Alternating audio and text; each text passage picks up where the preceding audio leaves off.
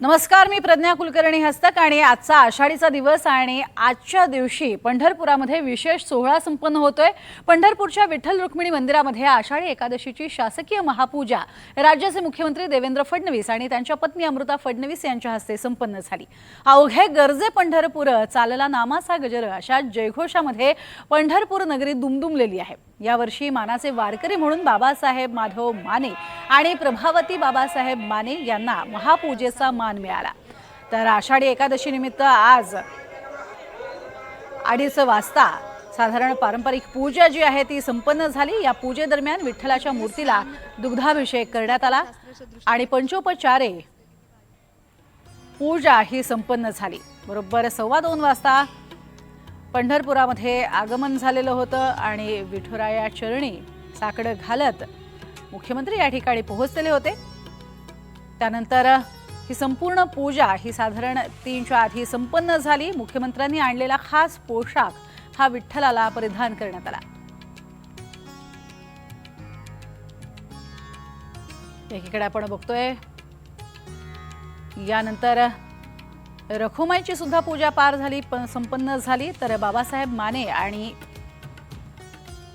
प्रभावती माने हेच ते दोघे जण मानाचे वारकरी ठरलेले आहेत। दरवर्षी जे दर्शन बारीमध्ये म्हणजे दर्शन रांगेमध्ये ज्यावेळेला विठ्ठलाच्या महापूजेची वेळ येते त्यावेळेला उभे असणारे जे जोडपं आहे त्या जोडप्याला हा मान मिळतो आणि असा हा मान धाराशिवचे जे शेतकरी आहेत आणि गेली 20 वर्ष वारी करतायत अशा या दाम्पत्याला म्हणजेच बाबासाहेब माने आणि प्रभावती माने यांना हा मान मिळाला। खरोखरीच 20 वर्ष केलेली त्यांची ही सेवा आज कृतकृत्य झाल्यासारखी त्यांची अवस्था ही पाहायला मिळाली। त्यानंतर आई जगदंबा म्हणजेच रुक्मिणी मातेची सुद्धा शासकीय महापूजा पार पडली। यावेळेला येवल्याची पैठणी ही देखील इथे परिधान करण्यात आली। मुख्यमंत्र्यांनी देवांचा जो पोशाख आहे तो आज दिलेला होता आणि त्याप्रमाणे हा पोशाख परिधान करण्यात आला। अक्षरशः वारकरी हे मोठ्या संख्येने म्हणजे तब्बल 15 लाखांपर्यंत वारकरी हे आज पंढरपूरमध्ये दाखल झालेले आहेत। केवळ वारकरीच नव्हे तर आसपासच्या परिसरातून येणारे आणि केवळ आषाढी एकादशीच्या दिवशी दर्शन घेण्यासाठी येणाऱ्या भक्तांची ही संख्या तितकीच मोठी असते आणि अशा पद्धतीने प्रचंड मोठा हा जनसमुदाय म्हणजे भक्तांचा सागर हाच लोटलेला आहे चंद्रभागे तीरावरती। आणि त्यापूर्वी आपण बघतोय एक महत्त्वाचा पर्वणीचा हा काळ होता आणि याच पर्वणी काळामध्ये शासकीय महापूजा पार पडली। यावेळेला मुख्यमंत्री सपत्नीक इथे उपस्थित होतेच। 2:13 ते मंदिरामध्ये दाखल झाले आणि त्यानंतर लगेचच पूजेला सुरुवात करण्यात आली। वेळेचं अतिशय काटेकोर नियोजन हे वारीमध्ये पाळलं जातं आणि तशा स्वरूपाचं नियोजन हे या महापूजेदरम्यान देखील पाळलेलं पाहायला मिळालं। मुख्यमंत्र्यांनी नेमकी या महापूजेनंतर प्रतिक्रिया दिलेली आहे, पत्रकारांशी संवाद साधलेला आहे, पाहूया ते काय म्हणाले।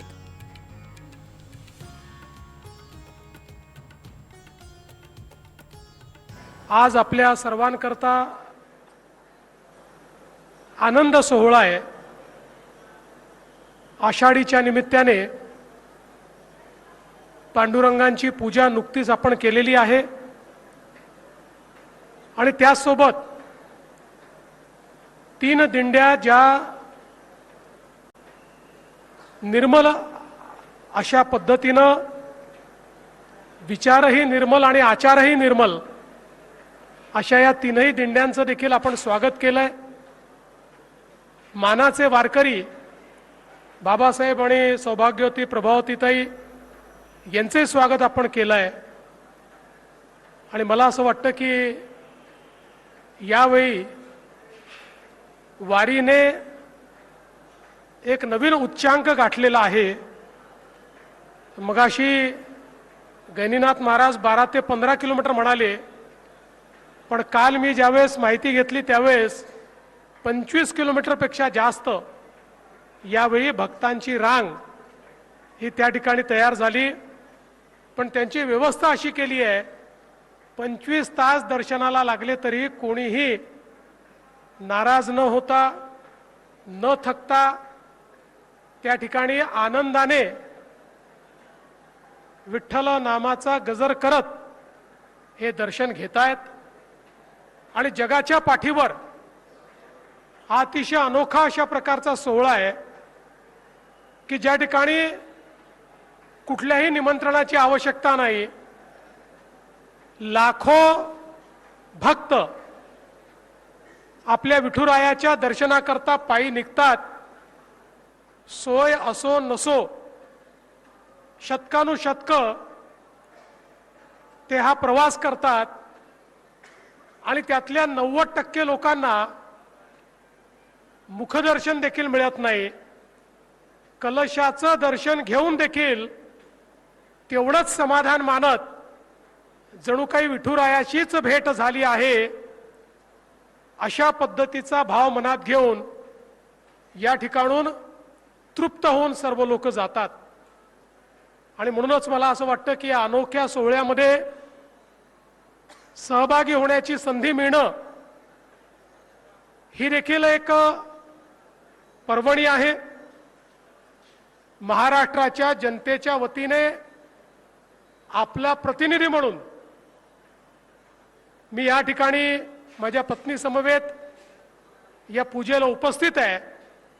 ही पूजा माझ्या वतीनं नाही आहे, ही संपूर्ण महाराष्ट्राच्या जनतेच्या वतीनं आणि जगभरातल्या पांडुरंगाच्या भक्तांच्या वतीनं केलेली आपण ही पूजा आहे. तर पंढरपुरातील संत ज्ञानेश्वर महाराज संस्थान पादुका मंदिराच्या नव्या भक्त निवासाचं भूमिपूजन मुख्यमंत्री देवेंद्र फडणवीस यांच्या हस्ते आज संपन्न झालं. यावेळेला ग्रामविकास मंत्री जयकुमार गोरे उपस्थित होते. विठ्ठलाची शासकीय पूजा झाल्यानंतर आळंदी देवस्थानच्या वतीनं पंढरपुरात नवीन भक्त निवास उभा केला जातोय. याचा भूमिपूजन सोहळा मुख्यमंत्र्यांच्या हस्ते संपन्न झालाय. त्यामुळे आता पंढरपुरात संत ज्ञानेश्वर महाराजांच्या पादुका मंदिरासोबतच नवा भक्त निवास हा देखील लवकरच उभारला जाणार आहे. अनेक भक्तांची राहण्याची गैरसोय होताना पाहायला मिळते. मात्र अर्थातच वारकरी असल्यामुळे ते कुठेही आपली जागा शोधून राहत असतात. मात्र आता सध्या आपण बघतोय की हा खास असा आळंदी संस्थानचा भक्त निवास जो आहे तो उभारला जाणार आहे. त्याचं भूमिपूजन हे पार पडलंय. मंदिराचं काम आपण सुरू केलं होतं. आता बहुतांश काम हे पूर्ण होत आलेलं आहे.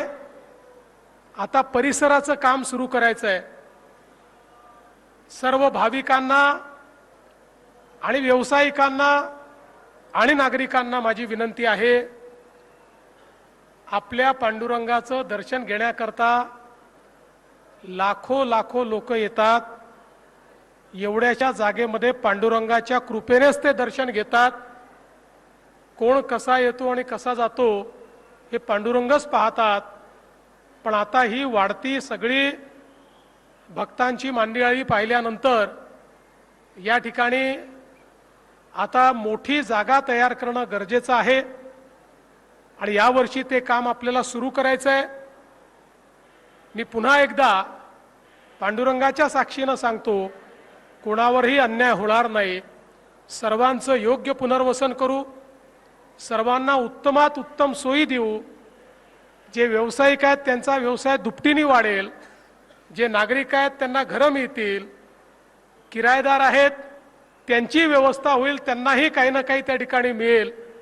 अशा पद्धतीनं याची रचना करण्यात आली आहे आणि मला विश्वास आहे की पुढच्या 2-2.5 वर्षामध्ये या कॉरिडॉरचं काम या ठिकाणी पूर्ण झाल्यानंतर कितीही भाविक आले तरी अतिशय उत्तम व्यवस्था या ठिकाणी असेल.